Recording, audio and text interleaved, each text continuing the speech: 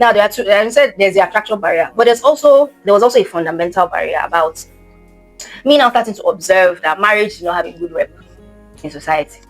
Marriage does not have a good reputation in society. Okay, take us through that. Marriage seemed lopsided, heavily lopsided towards the woman.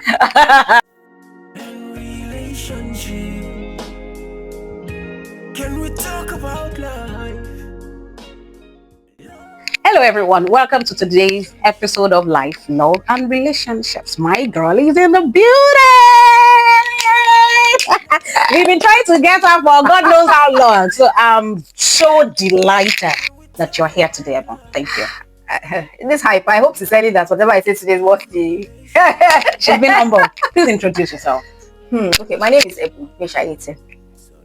I've known Oluwakemi since we were teens in secondary school. Maybe that's why she's excited to have me on, because any other reason, I don't know. Oluwakemi asked me to sit in today and share some wisdom. Let me manage expectations now, but we'll see. So when she asks me questions, I'll do my best to provide reasonable response. Okay, doc. Nice to meet you all. Thank you. So let's get right into it, Ebun. If you can take us back, right? Because we all have defining moments, even right from our youth days when we were teenagers, our thoughts about marriage, relationships, and all of that. For you, what was it? Defining moments.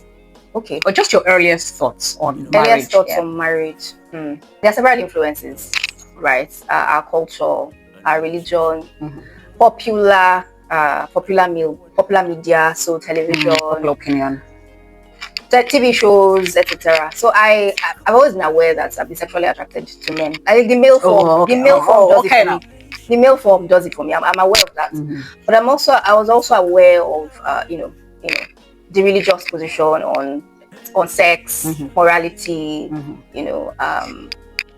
That I'm also aware that marriage is an important part of life. Like, so being a child, observing my parents, then also seeing my friends. This is my mommy, this is my daddy.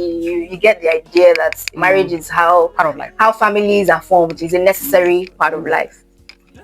So these are not things that I had to put too much thinking around. But I just knew that there's attraction, but you don't necessarily have to act on it, right? So there are moral laws that hold you and put you in place. So I knew that that's the safe space for sexual expression was marriage. Yeah. Right. So I was aware of that. Then so marriage as an idea is also God's idea, right? Yeah. So marriage is an institution I respect. In fact, there are two broad in the Catholic Church where I was where I'm practicing member, so born and raised Catholics. Marriage is one of the institutions that the lay faithful actually receive as a sacrament, right? So and it's not necessarily about your faith. So there are sacraments that you receive that are about your faith and relationship with Jesus, your baptism, your communication, your communion, your confirmation. But the sacraments of matrimony you receive with another person. So that has its own unique place in how I was raised. So marriage is a very, very important part of how I'm raised. And culturally too, we know that women don't seem to have value unless they are tied with a man. Like if something seems less valuable than it misses something culturally, right? So but it's not necessarily. I mean, we're grown now and we know that it's not necessarily true. I agree with that, but I'm describing what I wrote. Okay, yes. So it's a long-winded answer, but I'm trying to say that there are many influences for and against sexual attraction versus marriage versus relationships, all of that. So I don't know, maybe Oluwakemi has told you, but I'm single and I'm 41 years old. Well, 41 in 2 weeks. Into 42. Oh, okay. 41 in 2 weeks. So I'm older than you. That's my little bit. Sorry, it's not going to happen. It's happening again. I love you all the same.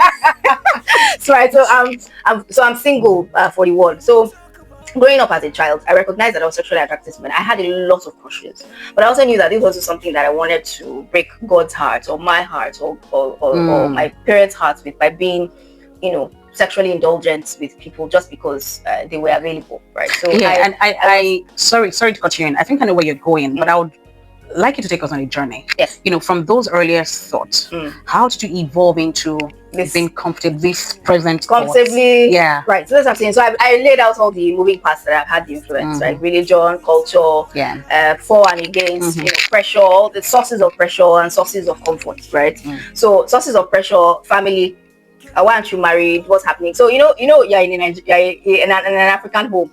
You are not supposed to be interested in your opposite sex until it's time to marry. Until and then you just present the man. They switch completely. And where's the man? Exactly. So I remember my father's reaction to on a few occasions where I was obviously going out in broad daylight in very, very safe, respectable situations. But with men that my father was not aware, or younger men that my age group, my father wasn't aware of. And I saw his body language. I was like, okay, But then when I now became much older, post about finishing university post, and like, where's your husband? Where's your husband? Where's your husband? Where's your husband? So long story short, it wasn't like I woke up one day and said, Ebun, you're not going to marry. It was a journey, right?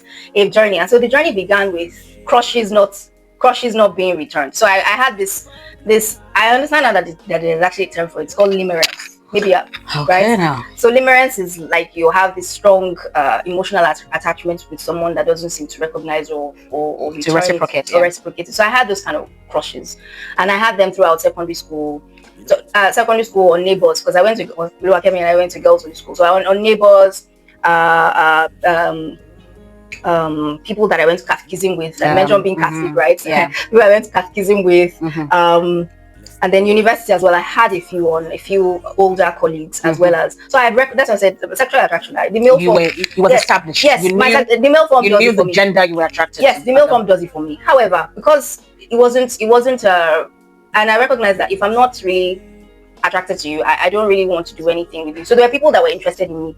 Oh, of course. At the same time as I was interested in people, but because I wasn't, you couldn't reciprocate. Because with them or exactly. To them. So because I wasn't attracted to them, I was not going to try and let them, touch me that way. You get. Of course. So there was that psychological barrier of, I'm not into you, no access to my body. Yeah. But there was also the moral barrier, like nobody gets. I'm not no. You understand? Yeah. But I didn't get to explore that because my attractions were really both ways. Yeah. So I'm into guys that are not into me, so I'm not going to force them. And there are guys that are into you. I'm not into that you are not into. So that was one defining moment where I said, I wasn't aware they called it consent there, but I'm not consenting to this, they are not consenting to whatever. So even the basic stuff, hand touching, the kissing or whatever, was not going to happen if the attraction was mutual. So that was on one side. So there's the attraction. Then of course the necessary precursor to forming relationships as well. That was also linked to that. So this went on for quite a bit of time. So leaving secondary school, university, even during service here, there was this person that I was really, really into. I thought he was into me as well, but he kept giving me hot and cold signals. I'm like, so I was like, after a while, I was like, okay, we are done here. I just you can't. I am checking out. Let someone mess up. I am checking out of this bullshit. It's not. You have to be decisive to protect yourself. Exactly. Yeah. So I'm like, no, I shut it down. So there are versions of that. Then even as I began working, right. The same thing continues. So I now sat down and asked myself, Ebun, are you? So I started asking myself some intentional questions, like, why do you seem to choose men who don't seem to be interested in you? That was actually one of the defining moments, like somewhere in my mid-20s, just about the time I'd been working for like a couple of years or so, like somewhere in my mid-20s, like, why do you seem to choose men who are not interested in you? And then why do you seem to attract men that you don't find attractive? So I was like, okay, one thing is definitely not going to happen. I'm not going to date out of pity, right? And I'm not going to marry someone that's is available and interested, even if, because I knew even far back as then I didn't want to punish somebody that way, right? Because the truth is, if you end up being with someone that you cannot reciprocate that level of likeness and love or emotional attachment to, that marriage is going to struggle. It's lopsided. Yeah, and I truly, Ebun, I really respect that, because a lot of people are not that emotionally aware, and a lot of us that are also emotionally aware, we do not have the emotional strength to resist own that, not even resist pressure, to own pressure. We don't have the emotional strength to own that thing, to to own it and say, look, the vibe here is not the same, the signal is not the same level. So how do I manage what I have to make the best situation out of it? And I'm saying this because you see a lot of women or men throwing tantrums, and when they talk to you, you really know what's going beneath. You know that it's the frustration of not being with someone that you truly like, but they've made a life commitment to. Exactly. So they're constantly angry, constantly frustrated. They're angry with themselves, but they project it on the other person. Exactly. They're also indirectly angry with that person for even maybe allowing them to be in that position with them as well. Are you guys loving this? So I was like, I knew that. So I knew that even from observing, again, mid-20s. So as a young person, I was not being intentional about this mismatch. When I began to notice this mismatch in attraction, and it always seemed to be one way, unidirectional. So me to them or them to me, but never even. I was like, okay, you know what, Ebun? You are not going to pretend as if you like someone just to meet society's expectation of you that you are dating someone. It's also not right, and it's also not fair to this person to set expectations. It's not fair to this person. So to set the expectations that you might one day reciprocate when you know that it is unlikely. Something is not aligned. Exactly, and these were the big things for me. I maybe because Oluwakemi and I have been friends for a while. There has to be this intellectual alignment. I guess now I know the term for it. Now I know the term, but when I was younger, I wasn't aware that. What's the term? They call person sapiosexual. Yeah, sapiosexual is someone who is really intrigued by the person's intellectual mind, but also the person, like the person's way of being. Like there's a way a person carries themselves. There's a way they operate in the world. That's and the kind of conversations that they make, the kind of from their mind. So it's like character and mind that you're attracted to. So I started to recognize that. So even the people that I now started to realize that. I'm very happy that even those crushes said no, because by the time if they had said yes, I would have been on this journey. Oh my god, no, that's not yeah. You know. So I'm like, okay, you know what? I haven't caused anyone damage, right? By trying to figure anything else. Most of it has been internal. The damage might have been maybe my lack of kindness with rejection. So when I now became intentional about that towards like between like maybe 27 towards 30, early 30s, I said, okay, you know what? You don't get to damage somebody else because you are sure about yourself. So even if you're saying no, you need to find ways to do it respectfully, right? So there are two sides to it. Respect when you are refusing.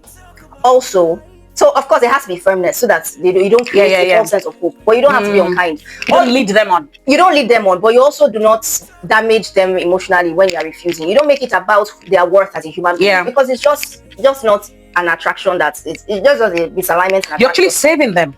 Actually, yes, but I'm saying that when you're refusing, you don't do it in a way that is disrespectful. That hurts. You're not cutting them down as a human being. No, you are saying you're still saying it in a respectful fashion. Saying it firmly and respectfully. Right. This is not going to work. And so when I became actually pretty good at that. I also started noticing something that after people who were attracted to me asked me out, tried to date me, and didn't. Not too long after, I would see, because we generally either tend to move in circles, but you know, marriage is a big deal. The person ultimately announces their marriage. I'm like, okay, so within within a year, 18 months, 2 years tops, that person finds somebody else and moves on. So I was like, okay, maybe you are not the person that they want to marry, but you're signal for, okay, this person is ready to marry, and eventually they will in like 2-3 years. I actually started noticing the pattern. Right, so people like say it's not going to work and so on. Now you may ask me, how do you know? Maybe if I tried, whatever.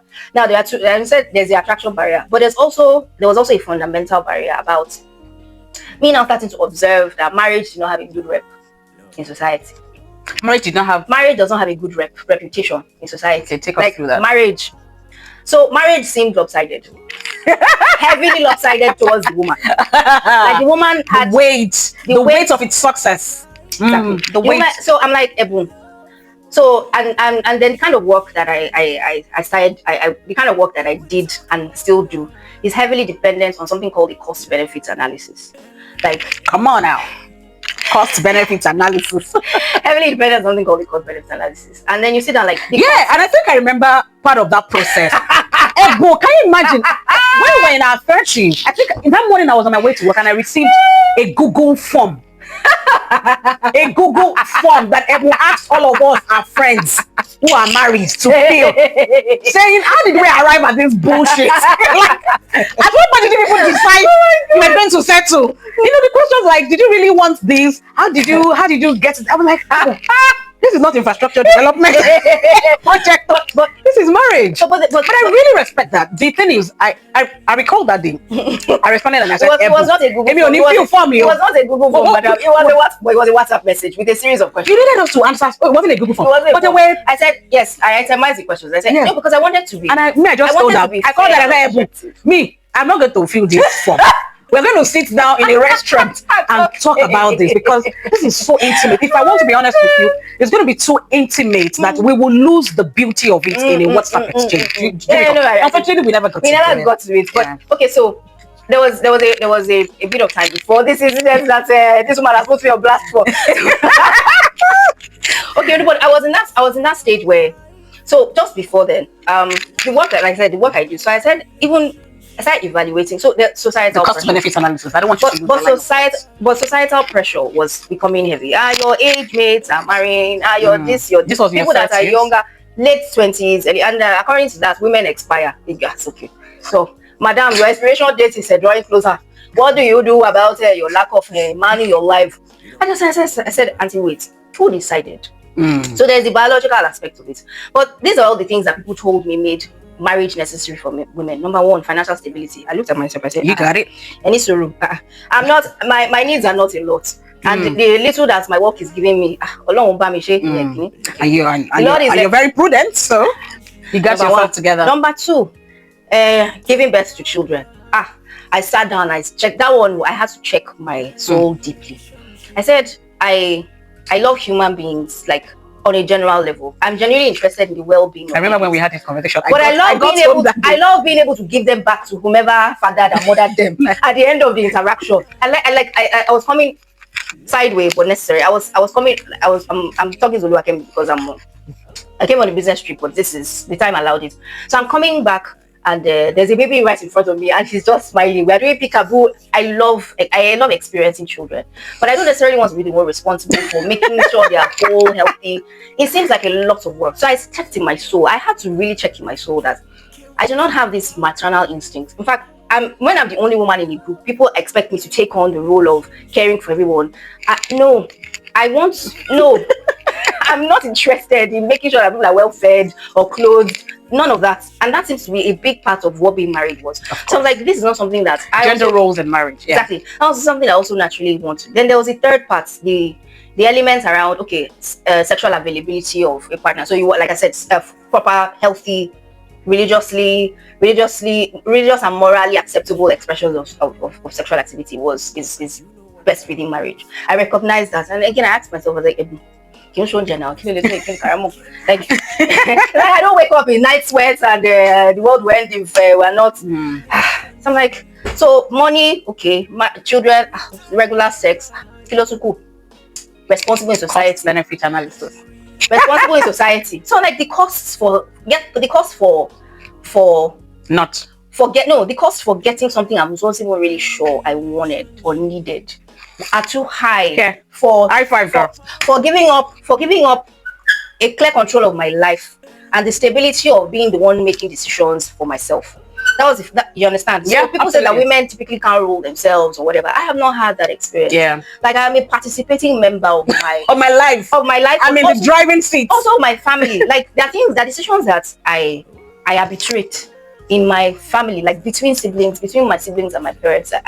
There's actually an administrative position that I take on behalf of my family, so that certain things are running. So I'm like, now. And then I work as well. I'm trusted to lead projects that deliver. So I'm like, am I really that awful that my life is that difficult? So let me make the point. So I looked at it and like, none of these things seem to be the things that. So I realized that something I would really, really want for the marriage would be like, again, this sounds like business speak. It's not intended to be, but it's like a meaningful partnership where I am safe with this person and this person is also safe with me. And then I looked at it, I'm like, men are typically not formed to lead relationships that way. Like Auntie, that's what I said. So I would have to give up my financial, my physical autonomy. Autonomy, tie my destiny to someone that may switch up on me for things, for the chance that this person might not, because I don't necessarily want the kids. I'm financially stable. I'm like, no, this cost is too great. So this is what I would like in a marriage. And if I'm not getting it, then What's the point? Yeah. I'm happy to stay away. Oh wow. That was so. It was a series of things. So I was at that stage where I because I wanted to collect evidence as well. I didn't want to also use you wanted to be sure that your thought process was not necessarily my thought process. But I wanted to give it a fair shot, and I wanted to ask from people who knew me. So because there's what is out there in social on publicly. My men are guinea cooking. No, I'm like, because they're also human beings. Yeah. My father is a man. My brothers Please say it again. Men are also, they're also human beings. I work with them. I do some of my best like professional work with men. I don't know if I can trust them with the rest of my business. Like they don't always mean evil or whatever. They don't know better. They don't necessarily always.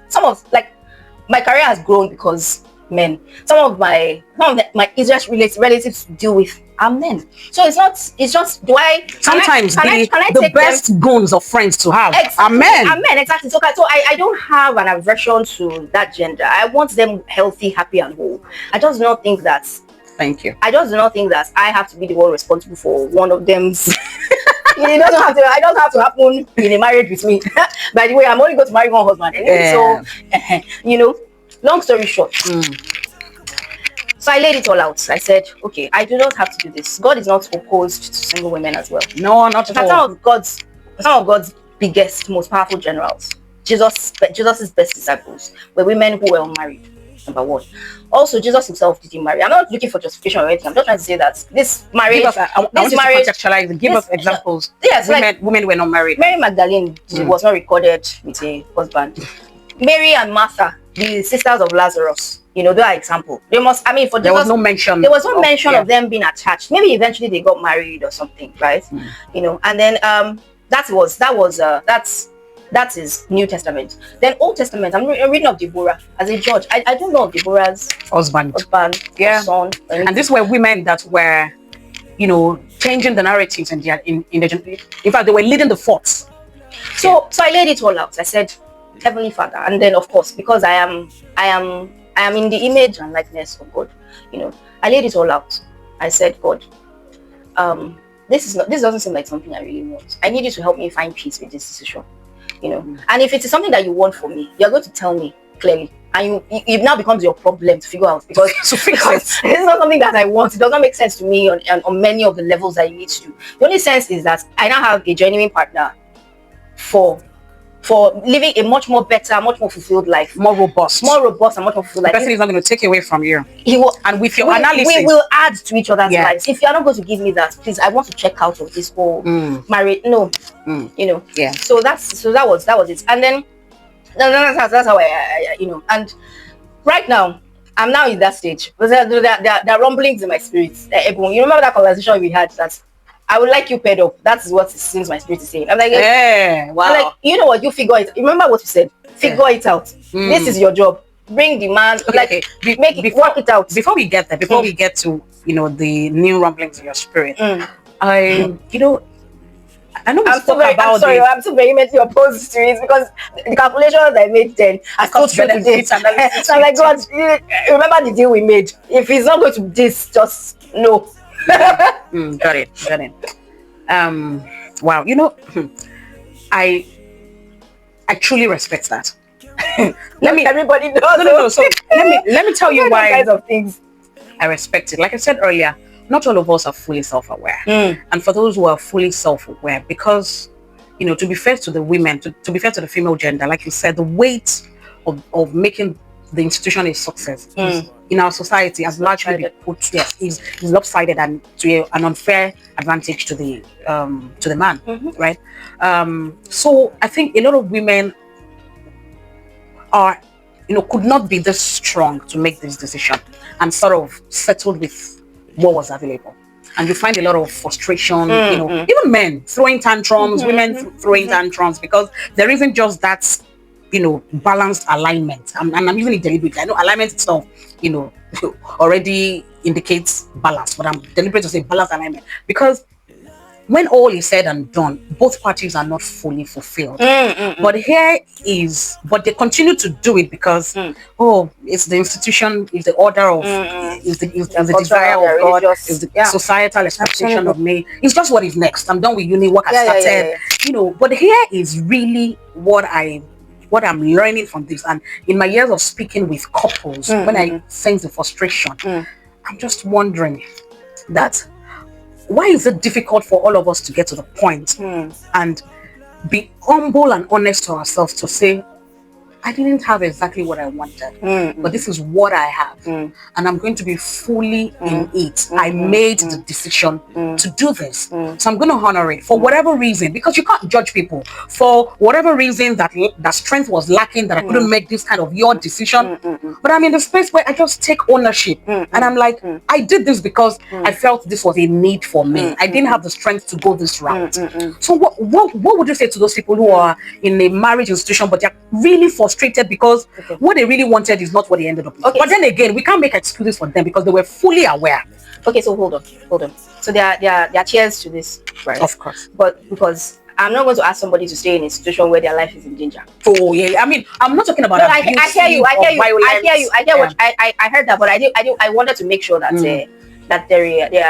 that every situation needs its own unique assessment. Right. So there's also this principle that I'm trying to apply both personally and professionally as well, is you do not hold a 40-year-old ransom to the decisions of a 20-year-old. Right. So you were 20, you were whatever age you were obviously younger than now, yourself, right? Yeah. You recognize that you did the best you could with the information, with the maturity, with the options available to you, right? Forgive your younger self. Yeah. Forgive your younger self. Now sit down and say, okay, these are the cards that are in my hand right now. Yeah, and okay, this is just a principle, like I said, because I'm not married. Obviously, we've established I'm not married, so I'm not trying to give input into your married life. I cannot know from experience, but I'm like, this decision involves another human being, right? The same kindness and compassion you want, you need to be intentional about returning it as well, right? I think one of the things that I did about kindness and compassion was learning to reject politely and firmly, right, but with respect, but also recognizing that it would be dangerous for me to tie somebody else to a life we may not want, but just because I wanted to shut up. I was able to make that choice. I need to expand on this. I'm coming. I was able to make that choice. But even if you made the choice to marry this person, you now recognize that whatever solution you might have, must still treat this other person with kindness and compassion, right? It involves them and the children you now have. Right? These are human beings that did not ask to be brought into this situation. Your responsibility primarily is to your children, depending on their age. So if they are still at an age where they are dependent on you for living, for thriving, for being healthy and happy, you cannot make a decision that excludes them.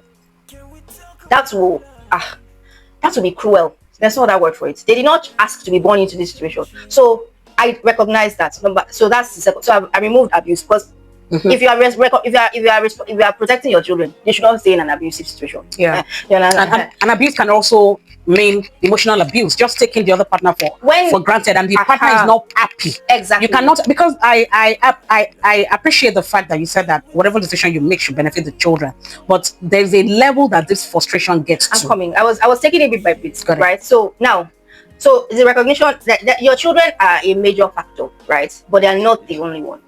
It's now the recognition that, okay, you now need to sit down, because a lot of times the things that we expect from our spouses are the things that we should actually be able to do for ourselves. Right? Please say that again. The things that we expect from our spouses are the things we should actually be able to do for ourselves. Your spouse is an individual all on their own. They should not be the center of your universe, both male and female. Women tend to be the ones that lean towards this issue, where the man is the center of your universe. I'm sorry, it is only God that should take that role. No father, no mother, no husband should be the epicenter of your universe. They are a necessary part of your life to make it a fuller, richer experience, if that is what you get. But they shouldn't knock God out of his place. So if your emotional health and stability is driven by somebody's behavior, you are not okay. Something is fundamentally wrong. You need to figure that out and reconnect to your source. Your source is not a person. That person is created. Yeah. Like you are. And sometimes that's where the frustration really comes from. Exactly. So what I'm essentially saying is, number one, check your expectations. And also your expectations of a person should not be bigger than what you expect from God.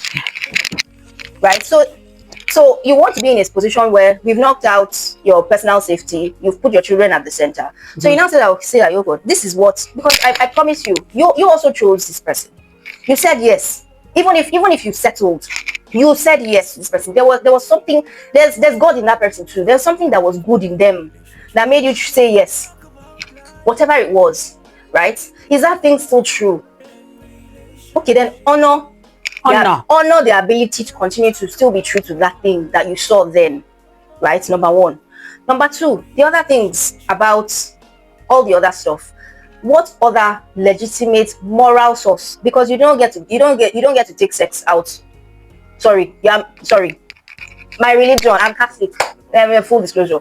Catholic, Christian, practicing. No, you don't get fornication. None of that is acceptable to God. It's not. Okay, so if you settle that you are serious about your relationship to your source, God the Almighty, then He's not going to tolerate adultery because you're not finding sexual fulfillment, within your marriage. Now that may be a conversation that involves that partner. If it's about sexual fulfillment. If it's about financial stability, some men cannot be trusted with money. So what you now want to do is not necessarily, you're not necessarily lying to this person. You recognize that this is a weakness he has.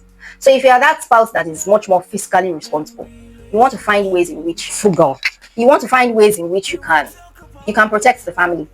Now if it turns into fight, you say, Oga, we've had this conversation. We've worked with each other for a long time now. We don't want to be in a household where we don't have to worry about these things. I want to be that. I really wished I could trust you with that, but that's not the situation we are in. So I've decided to now take decisions that's in the best interest of the family. This is the limit to which, this is an amount I can trust you with. I know that, again, I'm not a woman that has had to negotiate her financial position with a man. So maybe this is not a conversation that we'll have, that will be easy to deliver.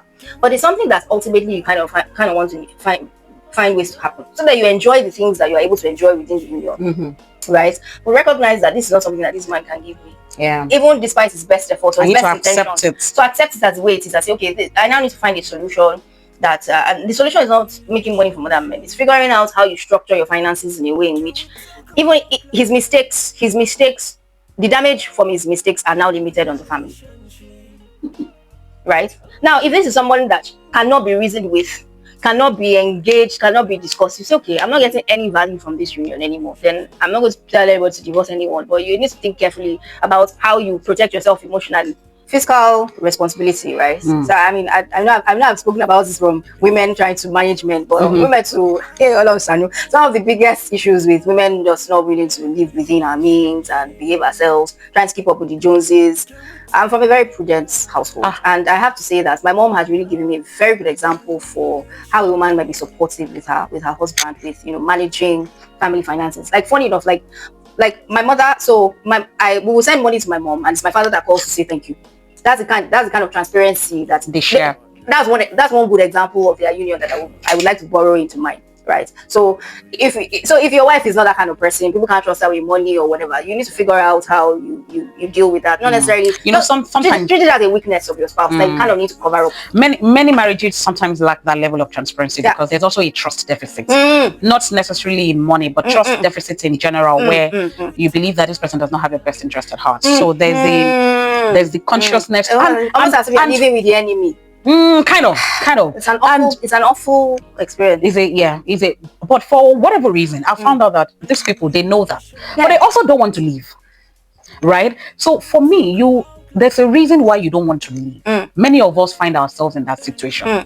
But owning it, being self-aware, owning it, knowing that this marriage is still doing something. Yeah, that is still doing something for me. Yes. Okay. And so long that there's no physical abuse, there's no emotional abuse that is not strong for you to say you're stepping out, or whether it is the fact that you lack the emotional strength to say you want to take the ship of your life in your hands and just be in full control. But for whatever reason, if you decide you want to be in this marriage, you're going to be with this woman, you're going to be with this man, self-awareness, understanding and owning your reason for staying will kind of help you manage the frustration that is bound to erupt. Because the truth is, frustration will erupt when you know that it's not really what you want.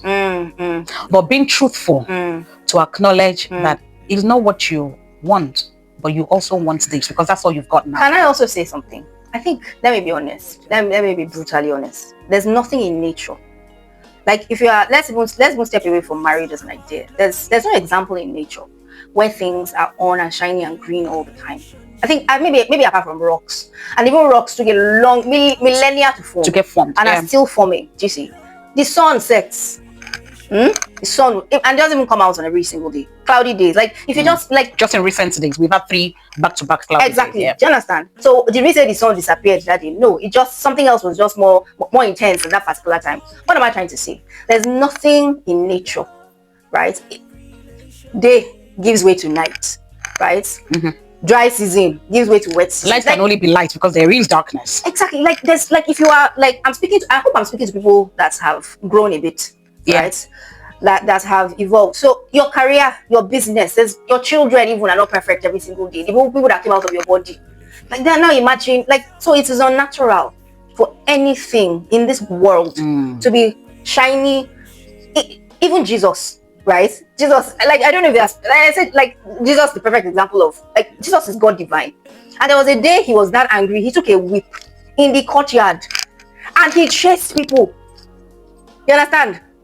Like people will expect, this is the calm rabbi that is healing the sick. He should speak, no, I am angry and it must be. You understand what I mean? Yeah. So I'm like, can we just be much more honest with honest and observant, right? With how with not just our expectations of other human beings or of ourselves, but even of how the world works. There's no motivational speaker that will speak to you today that will tell you that you try once and you failed, you should go and throw your efforts away. Yeah. It is unnatural for so to have that expectation of our spouses when we ourselves we are not delivering on that note. Because the truth is, by the time you hear the other partner talk, you realize that both of them actually they have expectations that are not being met. Exactly. So like me speaking now, this auntie hypocrite. She did cost benefit analysis and she said it was just because I recognized that even long game, I would have to be the one giving almost the most in this union. And I felt that there has to be aspects of my life where I should expect someone to carry some of the weight with me, because you understand, like carry it in a meaningful way with me. So the man is not going to carry financial weight. It's not going to carry at least emotional too. Like or am I supposed to know? So that was a personal decision that I made for myself. But everywhere else that I step up and I say I am here, I am contributing, I am participating, giving your all. I show up fully. I show up. I bring myself 100%, knowing that others will not do the same. So I was like, there has to be. So I made that choice that this is me tangling. So that person not showing up. So like people not showing up for me 100% at work, I can excuse myself. In marriage, is not easy to excuse myself from. So I need to partner with someone that will also bring his A game. I think that is why I set my standard that high. We are doing it, but we're not doing it well, or we're not doing it at all. For me, I was able to make that choice, and that's okay. But everywhere else where other human beings are involved, I'm talking about, I mentioned the business trip, right? So I went to my technical, and I had to carry phone and be coordinating driver. But my peers and my seniors, I'm senior management, right? But somebody had to do it. There must be aspects of my life where I can trust that if I put some of this load down, somebody will carry it. Or otherwise, I reduce my load and check out. So that's a personal decision for me. But it's a recognition that, so let me tie it all together. It's a recognition that if you are saying yes to something that is not threatening your life or your ability to live, right? Figure out ways because there's no guarantee that you excuse yourself from this union and you may find somebody else. And you may, and I'll let you think through all of that. But know that even if you're entering another union, there is a human being at the center of whatever it is you are going to do or move into, and that person should not carry your weight. You should be able to. You are a fully functional adult. You should be able to hold yourself up, right? So that when there's a genuine need, life happens, you suddenly fall ill, there is an awful accident, or you were cut off from work. That's different and unique. You understand? But even in the day-to-day, you can't hold yourself up. No, that's wrong. You're a fully functional adult. You should take responsibility for your existence. Right? In all ramifications, emotionally, financially, spiritually. Because sometimes this, marriages tend to break because there's too much expectation. This person should be this to me. This person, what are you doing for yourself? The foundation it ccannot carry the load it is supposed to be. And it's supposed to be, this is, if it's only one person carrying, right? Like in a meaningful way, right? Or it's only one person carrying. So that's that person is carrying themselves and you on top of them, of course, they will be crushed under the weight now. You understand? Okay, and then I'm struck by, okay, Michelle Obama and Barack. Michelle was like, there were like 10 years where she was like, ugh, this human being, I want to punch his face. And this is the Barack we all celebrate. But the woman that lives with him every day is like, the experience is different. The experience is different, number one. So one thing I also notice is a lot of us are kinder to strangers than to the people that. Oh dear Lord. Oh dear Lord. You know, and I'm like, no. Oh dear Lord. No. Yeah. No. So like, honestly, again, it is. Can you just be more honest with yourself and be more observant? Like a fundamental thing about adulting is self-honesty. Like if you cannot be more honest, it resolves so many issues. I had a new colleague. Like I'm talking, the examples I can give her for work because I don't have husband. So but like the examples I have a new colleague and I find that this person, I'm not always like, okay, what is your own part in this? Take responsibility for your own part. I'm reminding them 10 million times. Okay, maybe that's what they need. Right, or offer to do it for them. If it is easy, because we have energy to remind, you probably have energy to do it. Yeah. Can I do this? Just and not out of pride or like maybe there are places something needs to be moved. Something is standing in your way. Yes, like I'm happy to move it. I don't disrespect you for needing me to step in. Because even the way we speak sometimes, if there's condescension, sorry, I'll take that again. I don't disrespect you for needing me to step in. Now, if I'm not the one stepping in all the time, and I say, okay, then becomes a problem. We sit down and say, okay, there have been several instances. Is this something that I will just put on my plate so that I skip the step of going through you and the emotional rigor and the kiniko? Should I just do it and let you know? Or like what we need to work this out because this is becoming problematic for me. But we're not there yet. We're not trying to say that that's the self-honesty thing. Because I know that this thing needs to be done. The process said this individual is the thing. Now a lot of women experience that at home. They'll be waiting for the man to kiniko. All right, you sit down, say, oh, you remove it from his plate. So I no longer expect. I'm going to take this on. I've checked out. Now, men will say, but you don't trust me, you don't this.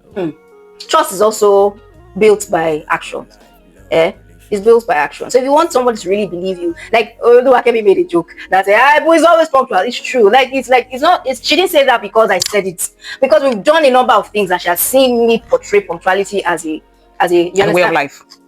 And many colleagues or people also attest to the same. So I'm not the same one way with Akemi and different with other people. Yeah. So but okay. Let me let you wrap it up. We're wrapping it up. It's just the fundamental basis of adulting. Self-honesty. You are where you are. Do a personal assessment. This is what I need. This is what I'm getting. What other legal sources, whatever. What steps can I take? How do I evolve this? What is my own part in this? How can I adapt? I read somebody told me that marriage is for those who are. Marriage is not. That marriage is much more. Marriage actually requires a lot of self-sacrifice, which was actually the example. Almost like death to self. Which was actually the reason why it was like Christ. The church is the bride of Christ.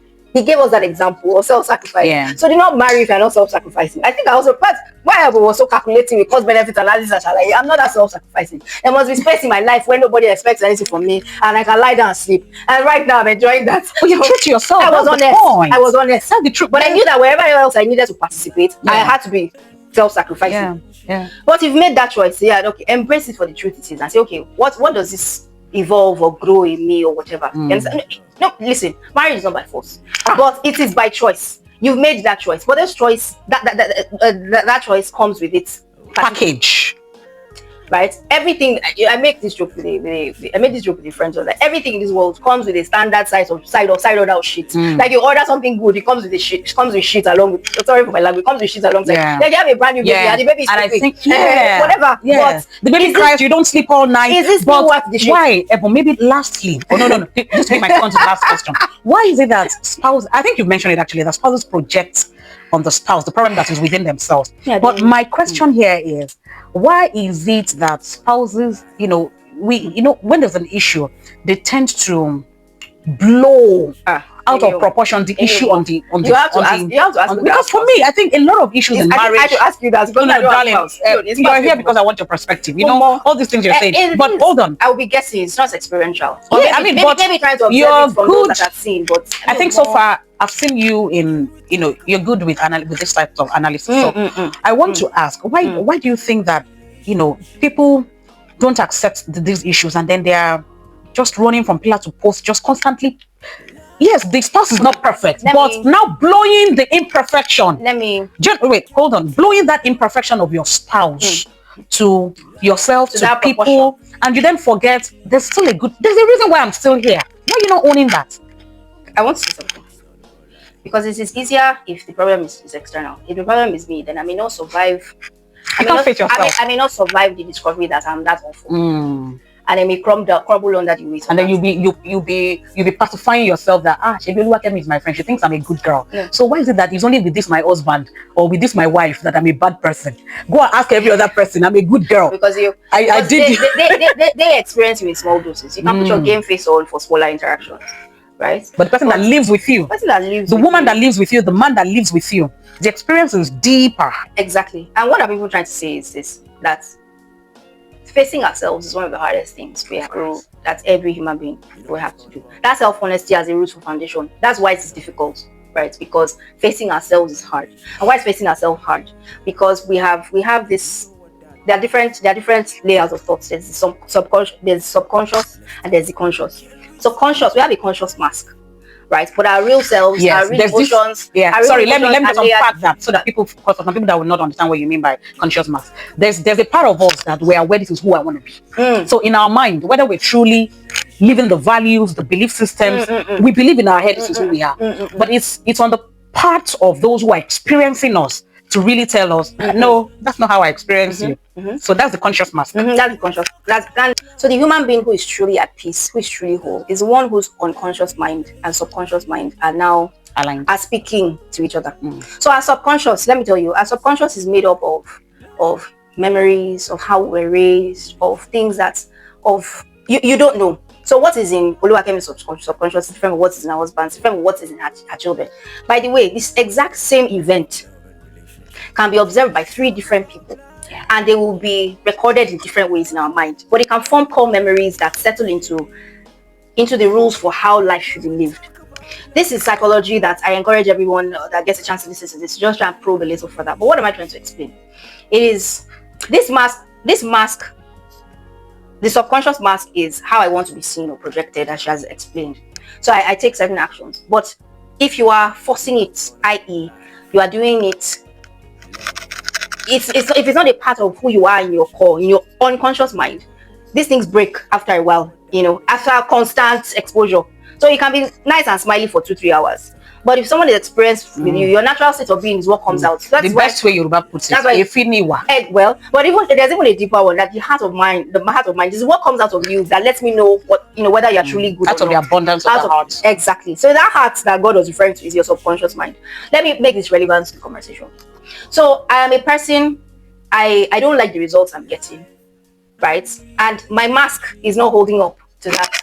But I'm afraid that if I face myself and learn that I'm not as good or as kind or as sweet or as generous or as worthy as I want to project, I'm afraid that my self-construct may collapse under the weight of that discovery. I may not have the strength to make myself the thing I really want to make myself. So it's easier for me if the problem is external, right? It's easier for me because I'm not forced to challenge myself. That seems to be husband, wife. That seems to be the issue. Hear ye, Ebun. Husband, for me, wife. Because there's no problem at all. Hear ye on my side. But if the problem is me, that means that the weight of not only fixing myself or fixing the problem, I now have to carry. But this time when you just say this person is bad, I outsource. He's doing this. She's doing this. She's this, she's that. They may have their issues too, but they also have to do their own work, which is what I said earlier. That no human being can bear the weight of no, because you should be able to hold yourself up. Ebun, marriage can be beautiful. If two people are holding themselves up, marriage, I so believe very deeply that whether you got it right from the beginning, marrying your kind of person, everything, whatever you ended up with, if you have self-awareness and you take full ownership of the decisions you made, like you said, I mean, you cannot hold a 20-year-old person accountable for, or you can't hold a 40-year-old ransom for a 20-year-old. Thank you. If we all get to that space of self-awareness and ownership of how we've led our lives and the choices we've made, self-acceptance. Ebon, God bless you. Accept So maybe to wrap this up, so that we don't keep going on and on. My final question would be, I hope it would be the final, because you may say something that I might have to ask another thing. But my final question is, how, Ebon, I have this burden to help people enjoy their marriages, or to even help people, make the right choices in marital decisions. What would be your advice? Or maybe share your journey of how you got, because I know, Ebun, you've shared with me some deep reflections you've had to go through. Because somebody hearing you on this cost benefit analysis, you just didn't arrive here. No. How did you get to this point of self-awareness that you're not projecting, because, Ebun, you're not angry that you're not married. You're happy. And Ebun, you're here with me. You're happy with me. You're happy for me that I have a husband. You're happy for me that I have children. Oh my gosh, yes. You are not. You're not. Oh my gosh. You understand? I can leave my house now. Leave my husband with you. Leave my children with you. All I know I have to be worried about is Ebun must spend more than 2 or 3 hours with those children. Don't imagine, because Ebun may not cook. but in terms of safety with you, I have no issue. Even though you don't have what I have, you are happy for me, and I know you will hold what is for me. You will keep it till I come. So how just help me? Okay. How do husbands arrive at this self-awareness such that they manage it in a way that their marriages can be an enjoyable institution? Not just live and let's live in terms of settling, but actually enjoying it. I hear you. Taking ownership.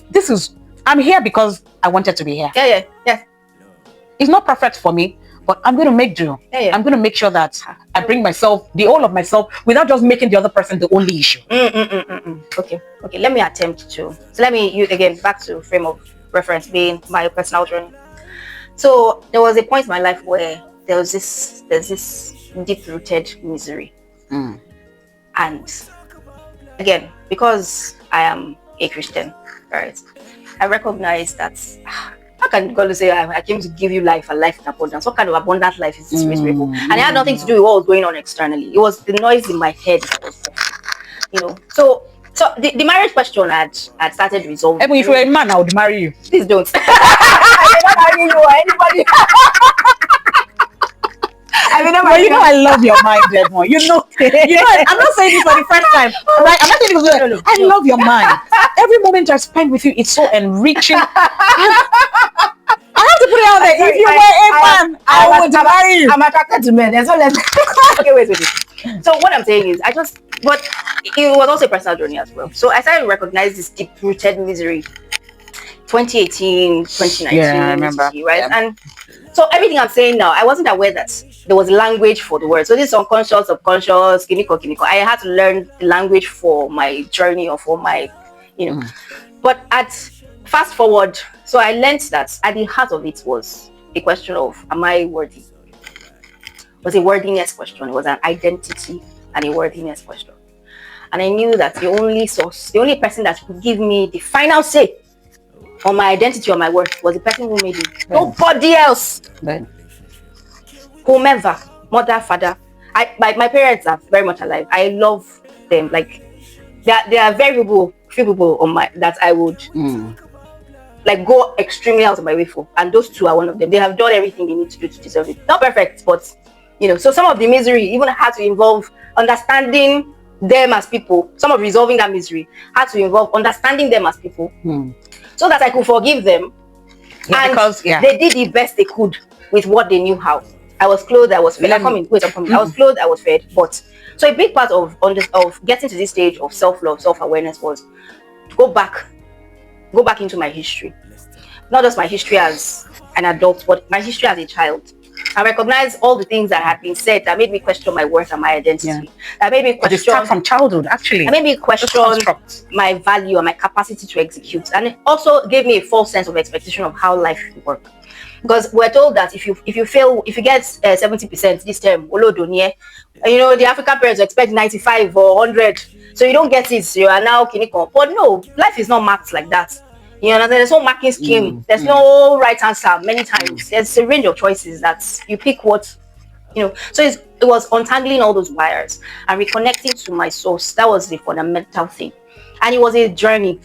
But it was a journey that started by recognizing that I did not want to continue to be this unhappy. And then there was even around that time that the last few attempts at people trying to date me, I was like, Ebun, if you go into any union with this kind of mind, you will damage this man, because you don't even like yourself. So no.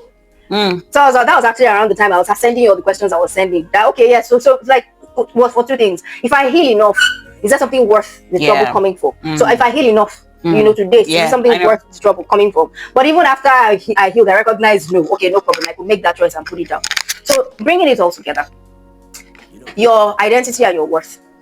A lot of us, if we are making people be the source for that, there's going to be wahala mashele, because nobody can do for you what only God must. I've said it before, but another angle of that identity. The other part is now, okay, this is a fellow human being that also has the same needs, identity, worth, question, blah blah, that I have. Okay, so how do I go on my journey without damaging his own? Invites them. Well, I say his because again, if I was married to a man, how do I go on my journey without damaging his own?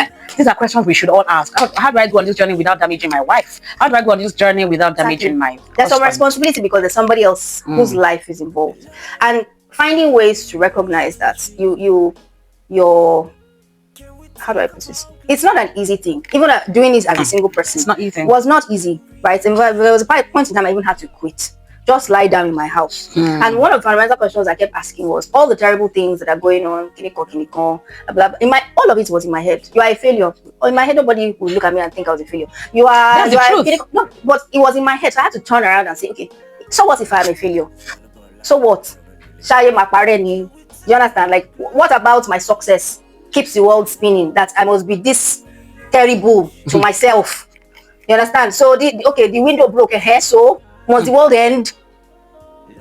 You understand? I have to say that repeatedly to now, of course, sitting with scripture, relearning what God says about me, humanity, expectations. That's why all these things about the world, comments I made earlier about, I saying that there's a pattern for the world, and it involves ups and downs. There's a natural pattern for everything, ups and downs. You see this extinction, right? If you even according to scientists, there have been various ages where dinosaurs existed, then something came suddenly and wiped them out, and they were talking about global warming. It's like there's always one. The recorded history of the world has ups and downs, and you're not saying only you. It gave me, out of billions of people. It gave me perspective. Wow. I was no longer questioning my worth or identity. So it may take somebody 20 years, and it takes me 25. My own journey is my journey. So it's self-honesty, self-acceptance. That journey had to happen. Internal, nobody could do it for me. Wow. Nobody could do it for you. Nobody can brush your teeth for you. Nobody can swallow your food. Nobody can heal you if you're not ready to be healed. Wow. Powerful. Ebun. Guys, if you're listening, your marriage can be beautiful.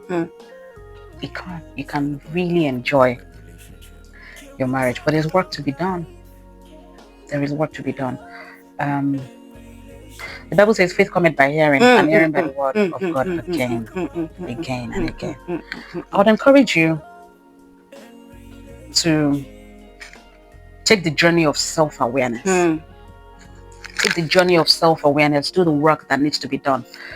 I realize that when we conquer ourselves in marriage, when each individual fully conquers ourselves, marriage becomes easier. And the beautiful thing is, you can only do whatever is in your control. Stop trying to control your spouse. Do you conquer yourself?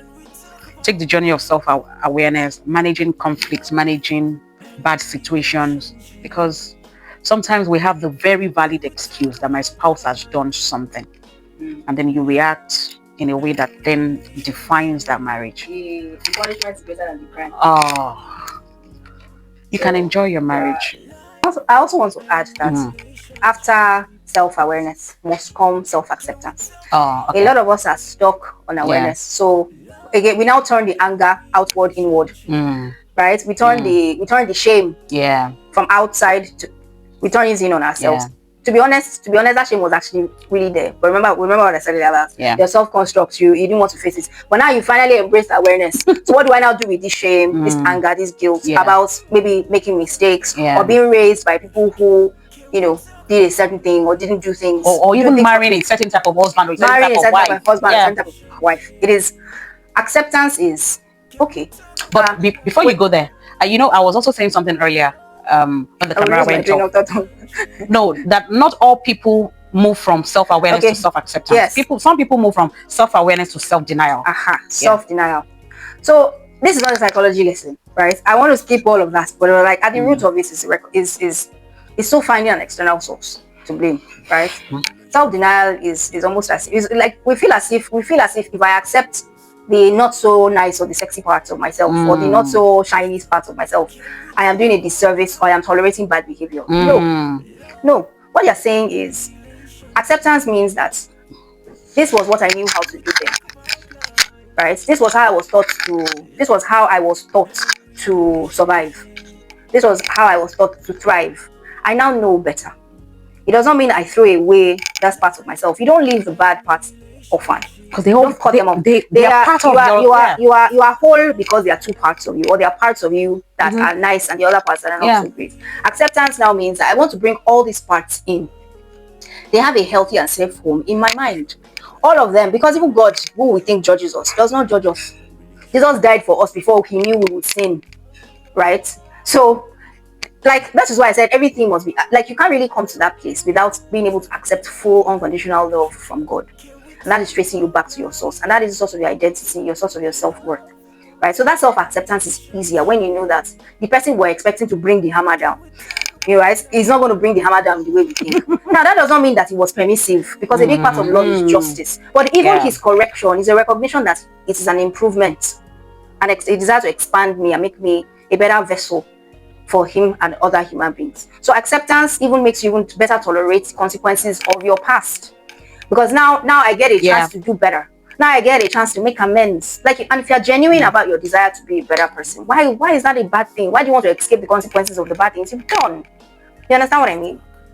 So acceptance is you bring all the parts in, all the parts. You know, now not everything should be discussed with everyone at the same way, right? Everyone want the shiny stuff, but at least that has a home in you. You understand? And you are not. It's part of your story. It's not all of it. It's part of your story. The world did not end because the thing you did it. It is going to continue, and by the grace and mercy of God, if you die, the world will continue. It's not permission for bad behavior. It is permission to accept and release the guilt and the shame, to step up and take responsibility for the things you've done, to make restitution, to make corrections wherever necessary. But to say that this alone does not define me, for God's sake, we live 40, for those of us 40, maybe another 40 plus years. So something I did when at a particular age will define my entire existence. So we calm down with the judgment and the shame and the guilt. So accepting it means I did this. This is now my reaction. I didn't know better, or I knew better, but I still did it anyway. This is now my reaction. I'm choosing different. And as you do this for yourself, whether your partner, your husband, or your wife is doing this for him or herself, you must extend this grace. As you do this inwards, subject to terms and conditions. I agree with you, subject to terms and conditions, because you cannot continue. A big part of acceptance and awareness is also improvement. It's a natural outcome of that. So if someone wants acceptance, awareness, acceptance, and has continued to do things that are damaging to themselves and potentially damaging to you as somebody that is now healthy and whole, you need to find a way to ring fence and limit that damage. I'm sorry, you don't get to continue to be hurt by somebody else. I think that is. I'm trying to phrase this in simple, like remaining it. So you've done the healing and you are with someone that hasn't healed. And the person's unhealed behavior is fundamentally damaging to you. You need to find a way to ring fence and protect. Put a ring around it.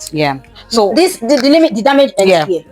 You cannot go any further. Find a way to protect yourself. You cannot go any further. So what I was actually going to say is extending grace to your partner. That it is grace that has found you to have come to this self-awareness, self-acceptance. The grace that I mean is giving it to your partner to say, this is not, like you said, defend yourself, a protection, not necessarily a wall, but to protect yourself from the hurt. But if you now choose to remain in that marriage, if you really want it to work, you have to extend grace. That it has taken you grace to get to this self-awareness and self-acceptance, but your partner is not there yet. If you extend the grace in that manner, your frustration reduces. It either helps you to reduce that frustration, or you get to a point where you say, you know what, for my sanity, I can no longer remain in this. Either of the choices you eventually arrive at, you have to accept the grace. There are so many graces and privileges that are always peculiar to each individual. Yes. And that is one of the things that have helped me. Even yesterday, I still had to thank God that, thank you, Father, for all the privileges, because I've been going through a lot. My mom, there's just been a lot going on. And in the space, I had to tell myself, Father, thank you for all the graces and privileges that I've enjoyed. Thank you for the ones that I continue to enjoy. Thank you for the additional ones that, because this thing that I'm going through now, it cannot define me. Thank you all so much for joining us. Ebun, I don't know how to thank you. Thank you. You've thrown so much light. Oh my goodness. You've thrown so much light. And I pray that hearts will be lifted, hearts will be healed, homes will be lifted, frustration will dissipate in marriages, and people would enjoy, not endure their marriages. Amen. Thank you all for watching this episode. I truly hope that I have served you well today. Thank you. With all my love. See you next week. Let's talk. Can we talk about life? Love.